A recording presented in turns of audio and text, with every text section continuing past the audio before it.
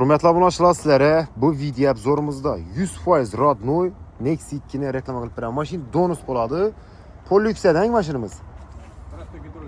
Mashin qaranglar 77 ming yurgan, mashin eganiki, olib sotarda emas. 100% Radnoy, zang ham tushmayapti, zanjir ham ishlanmayapti. Mashina 4 ta yumshoq bilan qo'yilgan, o'rta holatda. Disklarni ko'rib turibsizlar, chiroylisidan qo'yilgan. Metanga ustonovka qilingan. Bahosi 68 million so'm. 4 eshikda shumka bor ekan do'stlar, xarid qilaverasizlar. Salon görüşleriniz mümkün. Şimdi az karanlık bo'lib turibdi, lekin top-toza mashina doğrusu do'stlar. Motorni umuman gap yo'q. Az güzel vallahi haydab ko'rib aytganimni men yetirib berib turibman aziz do'stlar. Mashinamiz 77 million, klassik metan gazı bor.